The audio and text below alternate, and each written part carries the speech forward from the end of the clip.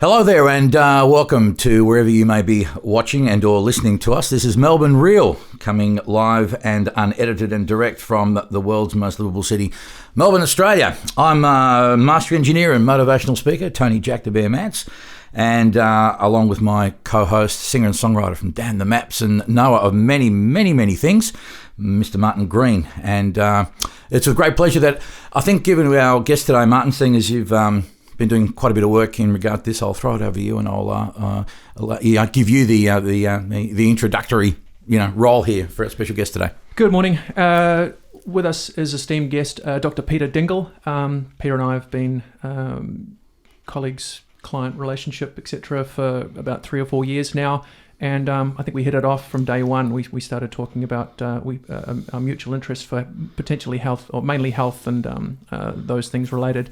Welcome, Dr. Peter Dingle. Thank you. It's great to be Peter. here. Peter, you've just released a new book. Yes, I have. You have Unlock Your Genes for Weight Loss. How's it going? Brilliantly. We actually haven't done the official release, but it's on the internet. Cool. And it'll be in bookshops in about 3 or 4 years' time. Cool. It's a bit slow in bookshops, you see. So, we've got it out there, and we've probably sold a couple of thousand copies. Literally, we've been doing a tour. Some friends asked us to, travel around the country, and my wife and I do that every year. When we wrote the book for the tour, and been up to Rockhampton, all the way down to Melbourne. Nice. All the way down to Melbourne, and everywhere in between, and just doing talks along the way for community groups, for network marketing groups, for chiropractors, anybody who wants to talk and can get the people together. We say, great, we'll do it, because we're passionate about getting the message out. And this message is a different message about Australia's biggest health problem, weight loss. Right. Weight gain is the problem, and weight loss is the solution. And you don't realise how big this is until you hear the politicians talking. 5 or 6 weeks ago, the politicians were actually saying, "No, we're going to increase your GST because we need extra funds to cover the healthcare costs, the increasing healthcare costs." And what amazed me is nobody's jumping up and down. No. Everyone just accepts that these healthcare costs are going to continue to, go up, skyrocket up. Well, we better pay them from GST. That's rubbish. That is absolute rubbish. We have a serious health issue in Australia: obesity, weight gain, and all the associated diseases that I'll mention along the way. And we just assume that it's going to get worse, and therefore we have to pay for more. And as we get older, it gets worse, rather than doing something about it. Absolutely. And the crazy thing here, I'm a scientist, okay? I'm a Dr. Peter Dingle, but I'm a real doctor. I have a PhD, what's called a doctorate. Yes. And all I do is research. So I don't prescribe drugs or prescribe surgery or, get kickbacks from company or anything like that. I'm actually a researcher based on getting all the most up-to-date research. So we've been travelling the country now 4 years, and every time we get the anecdotal evidence, hundreds, even thousands of people telling us that they've reversed diabetes, they've lost weight, they've done all these things. And we go back, my wife and I, and do the research, and we look and, well, hold on, look. There's research to show that you can reverse diabetes type 2. Wow. There's research that show that you can actually reverse multiple sclerosis. Wow. Every one of these illnesses are largely reversible, if not almost totally preventable. And here we go in the GST schmozzle that the government's talking about, is saying, well, let's just spend more money on coming up with some more drugs to make sure people are satisfied while they're drugged out on Alzheimer's instead of preventing it. There is enough research out there now. For example, in Europe alone, Alzheimer's has leveled off, and the scientists in the big white universities around the country, all the white coats, and in they go, "Oh, we need some more funding." We don't. If I can tell people, stop funding research, please. Stop giving it to these associations, because unless we do something about it, take action, we know what to do. We know how to reduce the incidence of these illnesses dramatically across the board. Not everything, not 100%, but we know so much, and we're not implementing it. It's all blocked because at the end of the day, there is no money in prevention, and there is no money to be made in reversing these illnesses. So the whole idea of unlock your genes for weight loss, Australia's biggest health crisis, for the last 30, 40 years, we've been getting bigger and bigger and bigger. And without any doubt whatsoever, the single biggest cause of obesity in Australia is the Australian government. Yeah, right. It is. Yeah, absolutely. It's the Australian It's that food government. pyramid. Look, the Australian government and all the advice you get from all those professional people who have qualifications and dietitians and so on, giving out this absolute crap advice for the last 40, 50 years. The food pyramid, as you said. We need growth, Peter. So we're a company, not a country. So we need growth one way or another, whether it's obesity or... That's it. That's the growth we get, isn't it? Right. We get bigger, and of course, we get sicker as a result. The food pyramid was the single biggest cause of obesity in Australia. You mean the food lobby pyramid, is that right? Look, actually, when the food pyramid was created in the 1980s by the US Department of Agriculture, Yes. not health, agriculture, Yes. the food scientists actually said 3 to 5 serves of whole grains.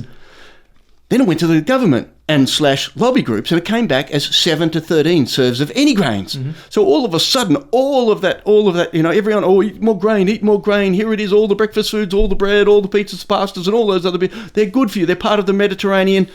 They are not a part of the Mediterranean diet. That's rubbish, But anyway, all this promotion, and all of a sudden obesity's going up. People are being told, have more carbs, have more wholemeal, and it hasn't got better. It's got worse. Absolutely. It's got worse. Then of course you probably say, well, governments aren't corrupt, and look, we vote them in, but the decisions are made by the lobby groups.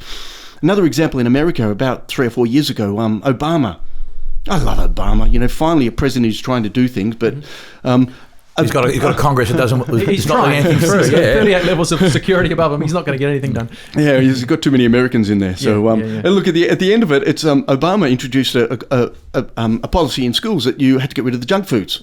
Great idea. If they weren't healthy foods and so on, you had to get rid of them. So the pizza industry, which is about $1 billion a year in American schools and stuff like that, said, hold on, we can't have that. So they went to the US Department of Agriculture, and the US Department of Agriculture, with a flick of a pen, classified pizza as a vegetable in America. Wow. No, Magnificent. and the only... It's brilliant, isn't it, Jack? Brilliant. Yeah. Oh, don't you? This is the politics. And people are thinking our government is out there looking after them. So everyone's saying America. Don't worry, I'm coming back to hassle the Australian government in a minute. We are a subsidiary anyway. Oh, But look, but the whole... We're listed on their stock exchange. That's right. Yeah. That's right. The whole idea that a pizza is a vegetable came from the fact that they put tomato paste on it. So in America, you can have a meat and cheese pizza with tomato paste on it, and they call it a vegetable. So Nothing like a loophole. look, the kids are coming home from school saying, "Oh, Mum, can I have 3 slices of vegetable?" Yeah. This Beautiful. is how sick the system is. Now in Australia, you think, well, we're not as corrupt. Look.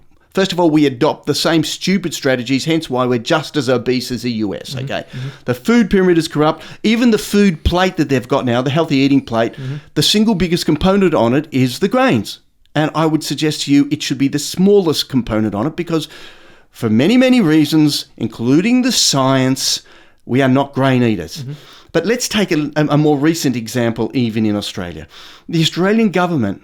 Again, this is what's causing obesity. The information being fed through the government and all these various associations and telling people how to get better, and they're giving the exact wrong advice. And the government came up with the food star system. So the rating system for foods, okay? Right, yep. Now, I've got my own, by the way, and that's coming out in 3 or 4 months' time, and that's based on science, but theirs is based on policy and politics. And the best example was literally about 8 weeks ago in Fremantle, where I come from. And a gentleman yelled out and said, "Oh, darling, look at..." Now, he's referring, by the way, to his wife, not me. And he said, "Darling, look, Milo's become a superfood." On the government's food rating system, it gets 4.5 stars out of 5. That's 9 out of 10. Yeah. And 5 stars for Up and Go, the little processed... Who would have thought Sanitarium would get in there? Look, Nestle would get in there. Up and Go. Cheerios literally get 4 out of 5. That's 8 out of 10. But Peter, it's fruit in a bowl. You know what I'm saying? It's cherry and orange and lemon. Man, come on. You know how get they with the program, son. What they do is they take out the salt, put more sugar in, and they fill in a few silly guidelines. They put vegetable oils in instead of the good healthy oils, and all of a sudden it fits his system. The system is corrupt. I heard that lard offered the US government $21 million to be included on the food pyramid, and unfortunately, just too many guys went, "Guys, sorry, it's lard. Fuck off." Well, look, if you're going to have fat lard's a hell of a lot better than margarine. Now, let me tell about margarine. Now, people are saying, hold on, this is about your new book, Unlock Your Genes. Well, you see, it is. What I will tell you really simply is we've been distracted from all of the science over the last 30, 40, 50 years, and we're focusing on the wrong areas. And the wrong areas are, again, promoted by governments, or in this case, by the heart foundations around Australia and the world and so on. And they're saying, oh, have margarine. Margarine is an absolutely terrible food. In fact, I wouldn't even classify it as a food. Chemical compound. It's so processed, and it's rich in omega-6s, which are vegetable oils, which literally lead down the inflammation pathway. Now, inflammation is at the core of every single illness we have. Heart attack, stroke, diabetes, cancer, you name it, are all linked directly with inflammation, and inflammation is directly linked with them. And margarine, which has the vegetable oils, the omega-6 they're oils. rancid vegetable oils, aren't they? Absolutely. They're black if you don't colour them yellow. And the science of it is clear. They do not prevent. You can stick anything you want in them to sell a product. They are not good for you with the heart foundation tick, without the heart foundation tick. Margarine is not a good food. In fact, apart from the fact in one of my books, I wrote a long, lengthy chapter on it and did all the scientific, studies and so on along with it. I've done my own test. I stuck margarine in the garage and nothing ate it. Nothing, and my garage is open. Nothing ate it. Then I did a lab test. I put it in front of a Labrador and it didn't eat it. Nice one. Bang. By the way, I did a CAT scan. I put it on the cat and it killed the fleas. Nice one.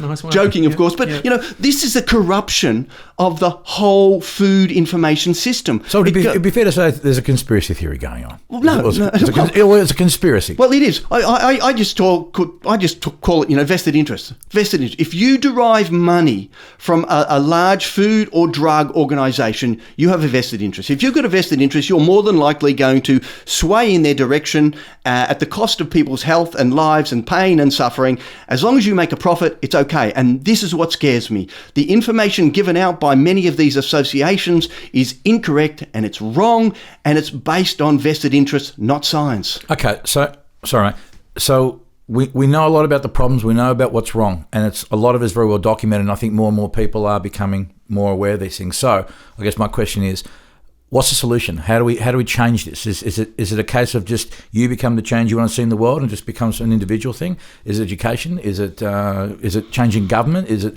where do you see the change or the genesis of change for us to have a cultural shift? Absolutely, and look, that's why we do. Martine and myself, my wife and myself, do what we do. We travel up and down the state, around the country, doing these talks, getting more and more people motivated, and giving them the evidence.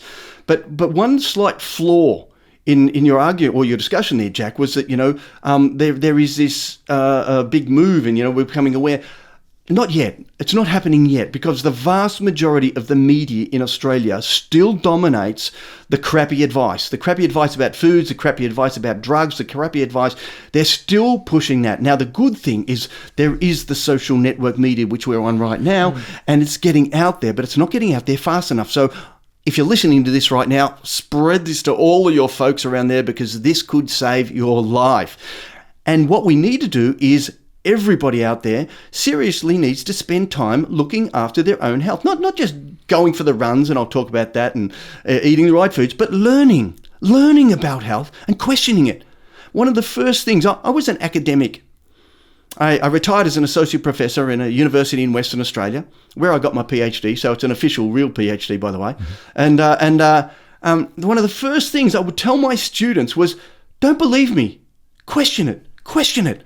And anyone tells you something, don't believe me. If it doesn't sound right, if it doesn't sound logical, and if no evidence, then question it. Look at the reasons people are making these decisions, the vested interest behind them, and then come up with it. So if I can inspire people to do one thing here, it's question it. Question all that stuff. And the second thing is to learn. Spend time on the internet. Get off the media, get off the normal mainstream media. Get off that is an absolute waste of time.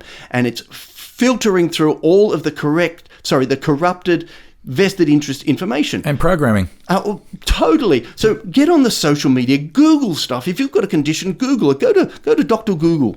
Go to Google, Google Health Solutions. I'm making these up. But having said that, I think Martin and I, many times, we've recently, and this is something it'd be interesting to get your input on, we've been having this ongoing theme since episode 1 about vitamin D and the correct dosage of vitamin D. And so, again, go to the internet. I've gone on the internet and I've seen certain information. Martin and I, we always have these interesting discussions about it. And we sometimes come at odds, but we both saw it online, or we both read it here, we both read it there. So I think there's also a lot of disinformation online as information. There is, and there's always someone out there trying to sell a product. Okay, so you go into the vitamin D, and there's someone out there telling you about that. But the research, then you do a little bit of research, and you find there's this consistency that comes through it. So I like to follow corroborating evidence, basically. Yeah, exactly. I can't go to one source, read it for 6 minutes and call it a day. No, I need to go to 6 or 7 sources and see, all right, I'm seeing more sway towards this, and this. And I've done it for years, and it works for me. And then, of course, I try it. And then they start to link back to the studies. And then you go and see if there is an actual study there. And you read the abstracts. I do, at least, because I'm a scientist, and I read a couple of the papers. And there is this consistency about the direction you're leading on. And when it comes to vitamin D, it pretty well shows that around the world, in Western countries, we are seriously vitamin D deficient. And the logic on that is, first of all, we've moved away from some of the fats that used to have vitamin D, e.g. butter, e.g. your cod liver and your fish your consumption and stuff like that. We've moved away from that. We've moved on to the trashy margarines and bits and pieces. We grow all our mushrooms in the dark. All of these things. And when we've been told for the last 30, 40 years to get out of the sun. Now, my message is you actually need the sun, and generally the research shows that the better the sun exposure, not the more necessarily, but the better the sun exposure, the lower the risks of skin cancer, and of course the higher levels of vitamin D. And the higher levels of vitamin D are associated with lower levels of skin cancer. So it's not this simple model that the medical system, cholesterol's the killer, sun's the killer, salt's the killer, that is far too simplistic and ridiculous. So look up, do your own homework, go and do the research, check it up, find out what's there, chat with your friends about it. Be open. Be open to every single aspect. And as Martin has said before, and I quote, follow the money. Yeah. Look without the amount of corruption in the medical, in the health, in the all of these areas. It's the strangest thing, and people don't understand it. It's actually published in the scientific journals. There are studies, for example, highlighting that your average GP is influenced by the drug companies. Even though the GPs don't think they're influenced by the drug companies, the studies show that they are influenced by the drug companies. Yeah. And there's most of your GPs are really nice people with the great and best intentions, but they're educated in a degree largely looking at treating the symptoms of an illness rather than prevention. Absolutely.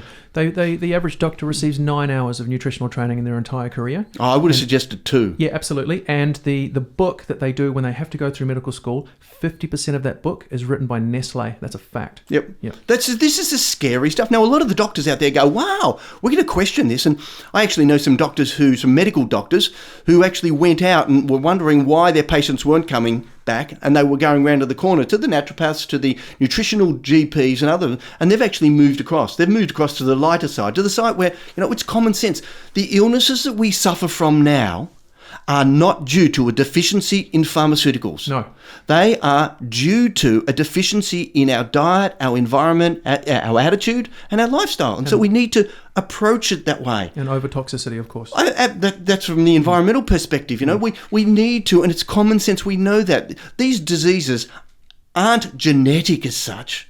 Like, I'll go back to the book again. Unlock your genes for weight loss. We all have the genes for healthy weight and unhealthy weight. All we've got to do is feed the wrong genes and feed the right genes, whichever way we want to go. So it doesn't matter what genes you're born with, it's what you do to the genes, what language you're trying to speak to the genes. And your genes love nutrition, and your genes love a healthy lifestyle. They love those things that are good for you. What they don't like is the crappy foods and the stress. And your genes are literally reading the information from the food and from the stress and from the toxic chemicals. And they're saying, well, I've got no limits. I have no set point. And the set point of your weight keeps going up and up and up. And the only way you're going to lower your weight or lower your illness, reverse your illness, is by talking the language that your genes can listen to, and that is nutrition, healthy lifestyle, healthy environment, clean water, get rid of the fluoride out of water. All of these issues come up time and time again. Are you familiar with the work of Dr. Bruce Lipton in epigenetics? Absolutely. Yeah, I thought that stuff was fascinating too. I saw a podcast with him a while ago, and a lot. I'm not a scientist, so I don't understand the minutiae of how the science in terms of DNA and cells and all that work, but it just the way he explained it and broke it down to a lay person like myself really Look, I made a lot of sense. And language too. And I remember in my own journey with weight loss, because I shed nearly 70 kilos of weight off my body, that there's a big emotional element and a language element. And I was encouraged to say, don't use the word weight loss, use the word weight release, because as much as it's all semantics, because by nature as humans, if we lose something, inherently we want to find it again. Mm-hmm. But when we release something, we let it go. Yep. So, and I know that may sound all very esoteric, and now for some people that's really important, and for the mind that's really important. And again, our program, whether it's reversing diabetes or unlocking your genes for weight loss, it's really simple. You need to consider your diet, your environment, your attitude, which is the words you're talking about here, and your lifestyle.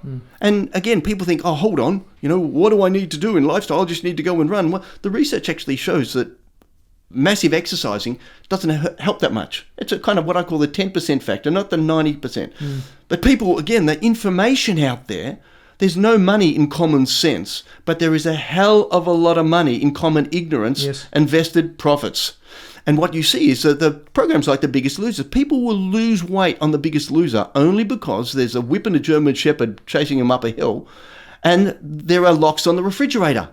You see, whenever you exercise, your genes actually say, oh, I'm hungry, instantly, and you will eat pretty well the exact amount of calories that you worked off. So if you've gone to the gym and done a really hard workout, burned out, 400 calories or something like that, then you will eat 400 extra calories in the next 24 hours. Your body adapts and it says, well, I don't want you to starve to death in case there is starvation. Our genes are millions of years old. They're the ancient genes. They're not even paleo. They're what I call pre-paleo. The nutrition program I adhere to is not paleo. It's called the Great APE Diet. Really simple for the alert people with energy, or the Great Gorilla Diet, whichever one you're doing. Did you actually see that show? We talked about this as well, where Pete Evans was on the seven late night 60 Minutes equivalent show, and Mike Willesee was challenged to do 10 weeks of paleo, and Mike, being a self-confessed cynic, would say that I'm not sure about this, despite the fact that over 10 weeks he lost 5 kilos, he lost 2 inches off his waistline, his energy went up. At the start of the program, he could not get up out of a chair unassisted, but he was able to at least do some body weights, 2 or 3 body weight squats unassisted. But yet he still was to say, it's only a sample of one. That's how it is in life out there, isn't it? Look, at the end of the day, the paleo diet is okay. It's in the right direction. It's in the right direction of our history and our genes, but it's 100,000 years old. Our genes are 50 million years old. Okay, so we need to go to the pre-paleo, to the Great Ape Diet. We need to look at what they were eating and saying, well, how do we adapt that? And again, how do we adapt that? And what is that diet? And how do we adapt? Well, it's really simple. It goes back to the vegetables first of all. Vegetables. Look, you still have your bit of meat, and of course you have your fish, and you can have your bit of chicken, and but you don't have all of these processed foods. You get off the process, and the more you cook foods, this is the next stage along. The more you cook foods, the more you change the structure of the foods so they can't talk to the genes. Your genes are the things that will determine your hunger, your metabolic rate. And there's over 1,000 to do with weight loss alone or weight gain. So you want to speak to your genes. And the language that they understand are vegetables. They understand that, the veggie language. So the more veggies you have, the more you lose weight. But people say, oh, but I ate bread. Well, that's a processed veggie that it's a processed grain that no longer resembles what the original grain was. So it has to resemble it. So moving along that spectrum, we've got the veggies, we've got the raw foods, and the raw foods are the simplest ones. Again, 98% of our genetics are that of the great ape. 98%. So that means that largely most of our foods that we should be eating are pretty well what we should have been eating 1 million years ago, 5 million years ago, but when we stood up and left the rainforest and so on, and 10 and 20 million years ago. That's the stuff we should be eating. And people out there go, oh, but I don't like the veggies, I don't like the raw. I don't like diabetes too. I don't like an operation to remove my toes. I don't like cancer. So you do it as a prevention and in terms of reversing where you're at. And we have seen so many people reverse illness. But in that food, moving on to the spectrum, you've also got the herbs and spices. One of the great, they're one of the first things to actually turn on the genes for wellness and, of course, weight loss. And a classic example that everyone knows about chili. Yep. You don't have to digest chili to make it hot. As soon as it hits your tongue, you start sweating, right? That is instantaneous. And I got a bald head if you can't see it, and straight away it is rolling off the top of my head, and it's just pouring off. What that is doing is a simple example of increasing metabolism. And at another level, changing my hunger sensation. So I'm not as hungry. So chili is a great example of the one that does it really quickly. Now, I don't believe in the chili diet. No. To lose weight, that's you end up with a burning ring of fire on that one. That's right. Hey, I've got a question about chili actually. I heard this. I read this in a study somewhere that chili was excellent for tumours, because chili and things, all things spicy, cayenne peppers, and those sorts of things. They have a tendency to rid the body of mucus. Tumours surround themselves with mucus as a protective membrane to stop your they got a cloaking device. Right. So chili somehow allows the body to extract mucus out, which all you need to do is have a Korean bulgogi or something like that, and you're coughing up phlegm galore. Out she goes. So it breaks down that mucous membrane around the tumor and allows your immune system to get to it. Have you heard that before? No, look, I haven't, but I know of certain other foods and so on. And look, if anything is going to do it, it's going to be your herbs and spices, because your herbs and spices are the real superfoods out there. Herbs and spices, whether it's your oregano, your rosemary, your parsley, your turmeric, obviously, and your turmeric. There are 2,000 studies on the benefits of turmeric, 500 or so alone just on the benefits, in terms of cognition, memory, focus, and things like Alzheimer's. Well, it empties your empties your gallbladder, doesn't it? Look, again, I don't know the specifics on that one, but the research on turmeric is amazing. All of your herbs and spices. So my message is you have herbs and spices breakfast, lunch, and dinner. And people say, but how do you put your turmeric on your breakfast foods? You're good. You don't eat the breakfast foods. They're crap foods. You get away from the cardboard box have more nutrition than the bloody. You get away from the breakfast right. foods. Forget the government claims. Forget their claims. They're trash. They're absolute rubbish. You want to put on weight, you have breakfast foods. In fact, I will tell people the single biggest cause, I'll take a regression, of obesity in children is soft drinks. For sure. Okay? Yeah. The second biggest cause of obesity across the board is your cereal breakfast. Get off your cereal breakfast. And we really literally tell people this, that, the next message along in the food, moving on from this, but, we've got the spices, and then we've got smoothies. Smoothies, because smoothies don't change the molecular structure, but they open up all the nutrients. They open up the cells. And the smoothies are the best thing for a brekkie. You throw in some linseed. Now, linseed is a superfood. There you go. $5 a kilo for organic linseed. And I don't even have shares in the business. Ladies, there were some recent studies showing that it outperformed hormone replacement therapy for postmenopausal women. There are also studies showing it benefits ladies during their premenopausal premenstrual issues and pains and things like that. So linseed, there are so many good studies on linseed, hundreds of them. So you whack them in the smoothie. You make linseed, almond, beetroot, and banana. By the way, I've just given you my miraculous. This is not just my weight loss, but this is my blood pressure lowering smoothie. Now, each one of those ingredients has showed up repeatedly.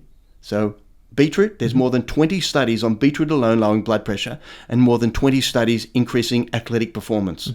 So if you go into any sports shop now, they'll say, supplement with beetroot, because it actually improves the blood flow. It improves the blood pressure, blood flow throughout the body. Almonds, another 20 or so studies showing it lowers blood pressure 10, 12, points on average. And we add in some linseed that I've said. There's about a dozen studies on linseed, and then throw in fruit. There's hundreds of studies on the benefits of fruit. And we put that together last year on our reversing heart disease tour.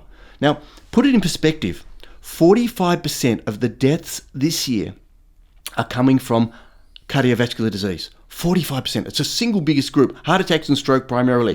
45%. 95% of those are avoidable. 95%. 33% of adult Australians have high blood pressure, and you can bring it down in 3 weeks. And they take high blood pressure medication, and then they have strokes. Look, a friend of mine went to his GP. This is up in Sydney, and my that's the not the most livable city in the world from my perspective. But a friend of mine in Sydney, and he said he went to his doctor, and the doctor said, "Oh, you got high blood pressure. You better do something. Here's some medication." He said, "No, I want to do it with nutrition." He said, "Look, that doesn't work. Just take some drugs. It's easy." He said, "No, I'll do it with some nutrition. I'll do it with some supplements, and I'll do it with some, a program and da." And the doctor was literally constantly saying that just take the medication. Now, I'm sorry, nobody is deficient in pharmaceuticals. Nobody. But we are deficient in nutrients. Absolutely. And so we've done this blood pressure smoothie, and within a week of doing it, the first time we released it up in Queensland, over a year ago, we had dozens of people contacting and saying, thank you. It dropped my blood pressure 30, 40, 50 points. And I thought that was, pretty good, 30, 40 or 50 points, because if you get a drug that drops at, 5 or 10 points, it's a miracle drug. And we're talking 30, 40, 50. By the way, the research on blood pressure medications shows that if you have 3 blood pressure medications at any one time, you increase your risk of a stroke by 100%. Wow. Surprise. What a surprise. What great odds. Well, here is the other thing on drugs. I will suggest that if you're on 3 medications, it's a major cause of your condition. If you're on 5, it's I believe, and this is what the research is supporting, and I'm working on some papers on this. If you've got 5 medications, they are likely to be the thing that causes your early demise. For sure. And the average Australian over 50 now is on 5. This is what's scary. Given that I'm not on 5, someone's on 10, if you know how averages work. Anyway, going back to the blood pressure smoothie, this tour, coming back a year later, we have had dozens of people come up and say, look, it worked. But the best case study was, and I've got a video clip going to put up as soon as I work out how to put it up on my website. We can help with that. Beautiful. I'm not the greatest when it comes to technology, but I did an interview with while we were talking about losing weight, and I said the losing weight smoothie is the same as the blood pressure smoothie because it gets health, it gets energy, and it clears out the arteries, it repairs the arteries, it does so much. And everyone was pointing to this little lady at the front, and so I went up after her and said, "Why were people pointing to you?" And she said, "Oh, I adopted your blood pressure smoothie," in this really quiet voice. I had to listen, and I had to listen. And she said, "Oh, I adopted your smoothie, and I just want to say thank you. And I've got this interview." And she said, I said, "So what was your blood pressure?" She said, "Oh, it was 210 on 110." That's how she was speaking. Lovely lady, a young lady of 78. And she goes, 210 on 110, and I took your blood pressure smoothie, I took it back, and it went down within 3 weeks to 114 on 64. 114, it literally halved. And all she did, and she said, "I've lost weight," and my husband, her name was Glenda, and he was Jerry. And Jerry said, and Jerry loved talking, and Jerry said, and I've lost weight, and I didn't believe in this stuff when I came to your talk, and I wasn't going to do it, but I love my wife, and I wanted to do it with her, and my blood pressure's dropped, and so on, and I've lost weight, and on top of that, I now have this is quoting him, "I'm 78 and I have the body of a 19-year-old. I think Glenda's lying to him still. Yes. Okay. Yes. But he said he was on the roof all day, clearing out the roof, the gutters of the roof. And here he is another case study. I now have hundreds of case studies that this smoothie, which is just nutrition, all it is nutrition, but it's got the right components, the right antioxidants, anti-inflammatories, it's alkaline, it's got the right type of fiber, it's got all of those things, and people are having great success. Is it going to solve everything? No, but it's bloody well on the good start, isn't it? It's on the right track. So going back, smoothies.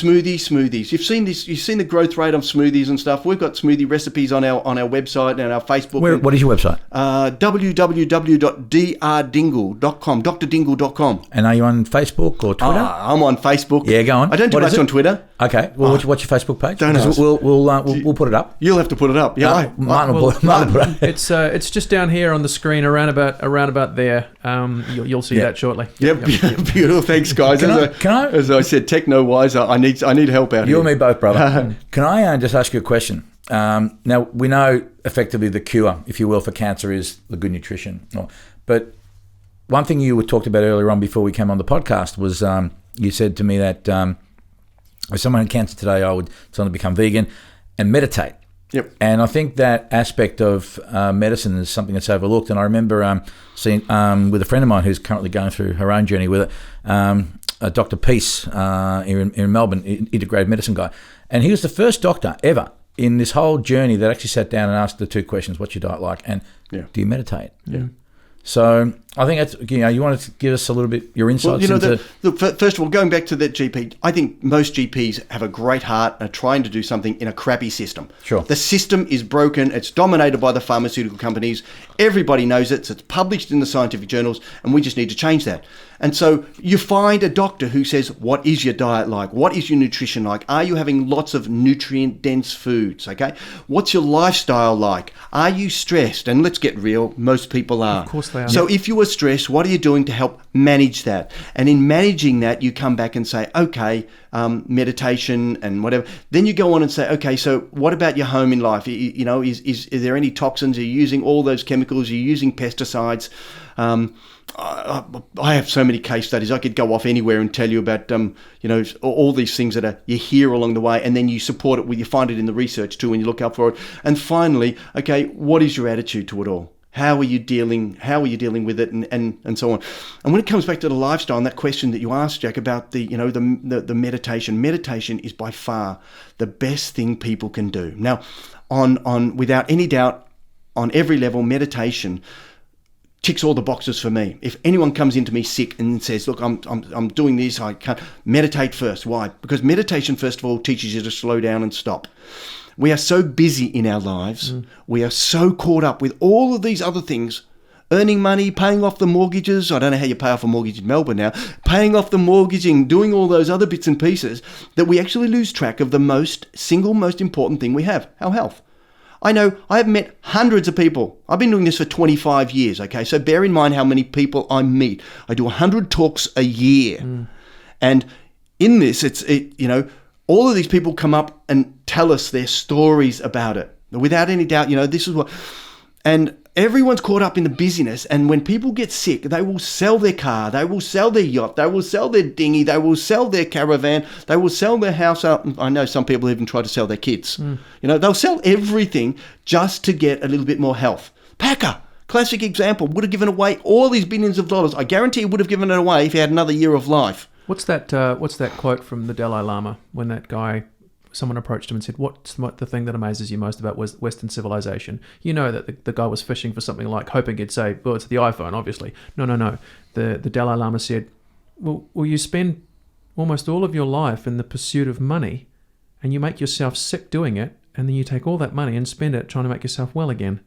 That bewilders me. Yep. I don't understand it. Yep. Yeah. And we all get caught up in this, and we all push ourselves because we're competitive. We're human, we're taught to be competitive, and we push ourselves and go on, and we get sick. So coming back to this stress issue, stress, I believe, is the crux of being well. By the way, it's also a part of our weight loss book. We mention meditation. Meditators are thinner. Have you ever wondered why? Meditating helps you lose weight because, first of all, you start to listen to your body. But second of all, you start to listen to what you should be doing. And when you meditate, you actually learn that there's a lot of crappy things out there that we're doing that we really don't need to do anymore. And you start to question. Meditation for me is about, it teaches me the role of questioning. So I start to question everything and say, well, what's important?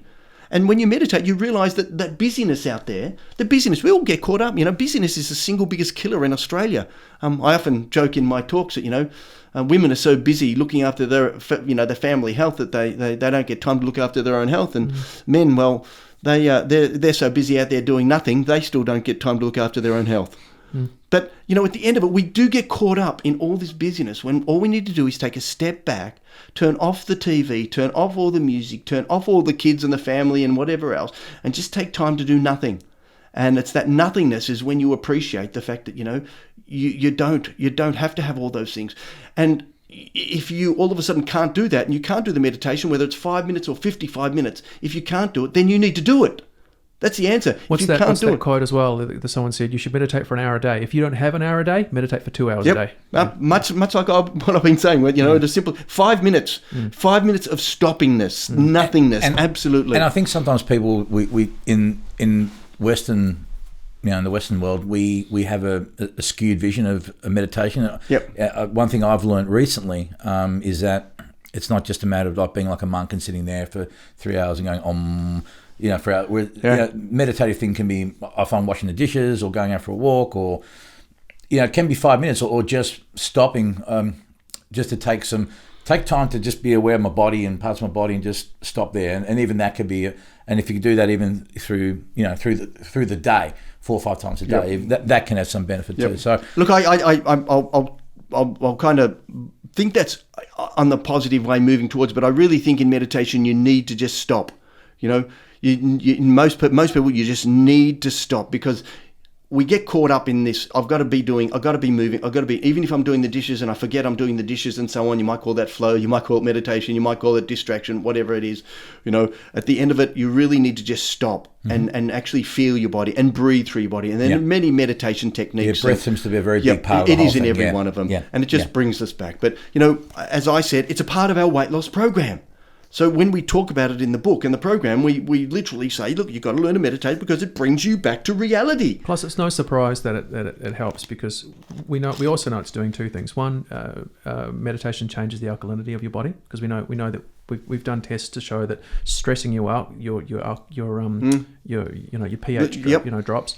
And also that breath that you talk about. Well, what do you think it's going to do if you're now taking, instead of those short little breaths we all take all day because we're all huffing and puffing, drinking too much coffee and doing too much work, and we're never getting that full deep breath in, and all of a sudden you're taking a whole bunch of those even for 15 minutes a day. What do you think it's going to do to your body? It's going to send oxygen to your cells. It's so simple, isn't it? Now, the simplest way to alkalize is to breathe, and when you meditate, you breathe, and so on. But there are, again, lots and lots of benefits. But in all, going back to your original, what would I, for anyone who is sick, I would say, stop what you're doing.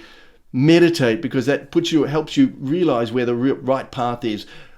Go onto a vegetarian/vegan diet, raw with smoothies and so on. Any illness, it doesn't matter, and with the exception of fructose intolerance, okay? Yep. Something like that, which is relatively rare. But in most cases, you go onto that, and all the nutritionists out there are saying, oh, no, there's no evidence. There's 50 million years of evidence. We sometimes have to just use common sense. You go into the raw, and then you look at what the science is saying about specifics. And in that, there are lots of studies out there. There are lots of people treating cancer and having a lot of success. There are lots of people treating, high blood pressure and blocked arteries and having an immense amount of success. There are people having success with multiple sclerosis. There's a guy, I think he's still at the Alfred Hospital, called Professor George Jelinek, who reversed his own. When he realised the medications weren't working, and then he did a nutritional lifestyle program, and he's got a marvellous website and book on that.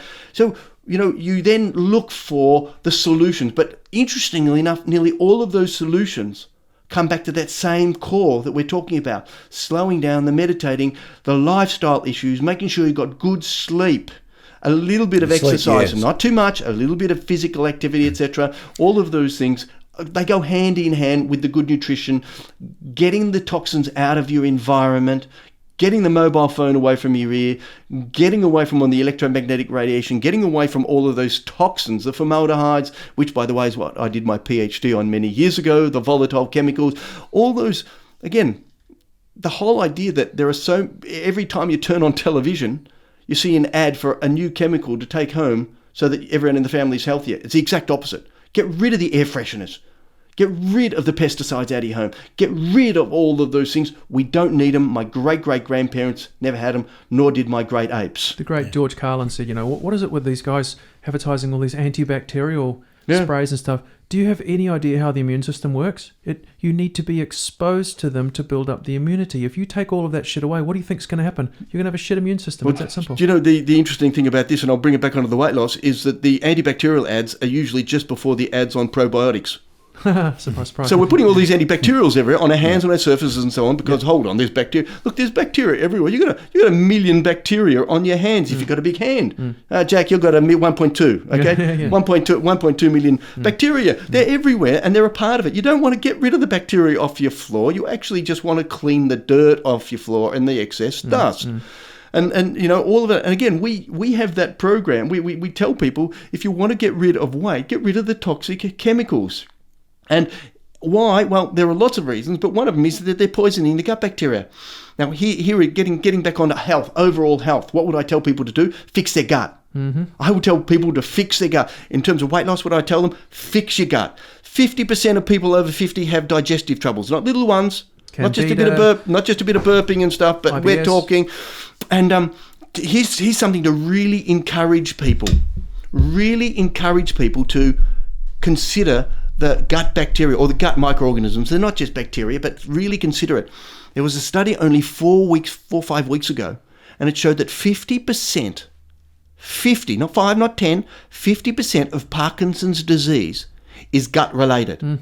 Now, I can tell you right now, every single one of these diseases we're talking about, diabetes, 1, 2, heart attack, strokes, cancer, Alzheimer's, all of these diseases we'll see in the 21st century have a link with gut. It might be 5% or 95%. But in the case of Parkinson's disease, a definitive study, there are hundreds of studies linking it, but a definitive study of about 4 or 5 weeks ago in an extremely reputable journal, scientific journal, showed 50% of Parkinson's disease related to the gut. So you've got to fix your gut bacteria. Absolutely. And the best food for the gut bacteria, by the way, is smoothies. It's raw. It's vegetables. It's herbs and spices. And it's getting rid of that stress. What do you think of kimchi? Fermented fermented foods. Look, fermented foods are fantastic, but I was looking into this for one of our next books that we're writing, and a little bit for the Unlock Your Genes book. But fermented foods provide about a billion. Good fermented foods provide about 1 billion colony-forming bacteria. Okay. Per server and something like that. Now the problem with that is that we've got 140 trillion in our gut. Sure. So it's a relative small amount, but a small amount over a long period of time is great. But then you've got to make sure you feed them the raw, the smoothies, all of those things that then feed the bacteria in the gut. So it's a kind of a part of the process to keep feeding. And if you can find some super probiotics, and there are, you supplement with the super probiotics. What are those super probiotics? Well, probably the two that I know of. There's one called Lactoflora. A company called Modere has it. There's another one called ProGert, and that's the company ProGert. They're out up in Sydney. Both, by the way, inventions in Australia. Right. And they're taking the world by storm. But Australia seems to be ignoring it. These actually have 100 billion, so a hell of a lot more than your average every day. And they have some prebiotics to feed it. So you have the smoothies, you have the raw, you have the probiotics with the prebiotics, and you're on track. What's really interesting with the probiotics, or the gut bacteria, your gut microorganisms, is that in 2006 there was a study that looked at the progression of the gut bacteria as people aged and put on weight. And they actually found that as people put on weight, the gut bacteria changed. More weight, change, more weight, gut bacteria changed. So the question was raised, do the gut bacteria actually, does the weight cause the gut bacteria to change, or does the gut bacteria cause you to put on weight? And by the end of the study, which was a longitudinal study, so over a period of time, they concluded that it's probably related to the gut bacteria. So, and since then, there's been a lot of studies showing that gut bacteria determine to a degree your weight gain, weight loss. Well, the best one I ever saw was Maurice Cotterell, and I've only seen it recently. He's a British researcher, and he spends, he'll spend 9 years on everything, on anything at all, and he's, he sent a paper to the UK Board of Health. They approved it, and they've sent it right the way through. They reckon it's going to save trillions of pounds worth of dollars. Trillions of pounds on medical stuff, because he proved that the bad gut was the bad gut is often called dysbiosis. Right. Yep. And so things like leaky gut and the gluten's breaking open the things, and therefore what it's doing is it's allowing toxins to get into an undigested food to get into the bloodstream, which causes immense pain. That's why you get the lower back pain and the big dramas, right? Now your body's really, really smart. It doesn't want to feel pain. It doesn't want to have those toxins in your muscles. So it quickly puts on fat, so it can send those toxins to the fat, where it's stored and at no detriment to the body, and it can stay there forever. It can stay all the way through. Funny that a lot of toxins end up around about the breasts area, which is a lot of fat. Which is a lot of fat, right? So what a surprise that there should be things like cancers developing. Now the vicious circle is that when you do lose that weight, because you think, I'll tell you what I'm going to do, I'm going to start exercising, right? You lose that fat. So what happens to the toxins? They go back into the bloodstream and just recirculate again. You get sore muscles, you get dramas, and it's a vicious circle. Your body's constantly trying to put fat on because your gut bacteria is all messed up. Martin, what I love about this is that you're saying virtually the same words that I say at my talk. Oh, great. You know, that's what's great about this. I haven't spoken with Martin about this, so Martin is saying this. I'm going, oh, you've been listening to my talk there, Martin. You know, without any doubt, the gut bacteria, toxins, all this, but also the toxins lead to an increase in your weight, and there are various reasons and theories why, you know, the toxins increase your weight. But when they're stored in the fat, and that's one of the simplest places to put them because it's the most inert tissue, and you break that down, you go through what people call a healing crisis. I like to call it, you know, as a bloody detox crisis, because and hence why we tell people, look, get onto some good nutrition, get onto some nutrients and foods in particular, and sweat it out. And look, sweat it out. And just work on the good common sense things that are going to slowly get these things out of your body. They've been accumulating for years. You've got DDT and heavy metals in your body that have been there for 20 or 30 years. And if you're 50-year-old, they've been there since you were 50 years and 9 months. Yes. So, you know, we've got these toxins in the body. 250, and it does help. 250 chemicals discovered in the placenta. Yeah, ridiculous. Yeah. Ridiculous. Yep. So, Dr. Peter Dingle, it's been a pleasure. Absolutely. Thank you so much for joining us in Melbourne. We welcome you back anytime, of course. So when you plan to come back and well, look, as soon as we get some invites, if anyone wants to get myself and my wife out to do some talks or training, we do corporate wellness programs. We have a very little client in Perth. I won't say who it is, but I think they're the biggest Australian. We're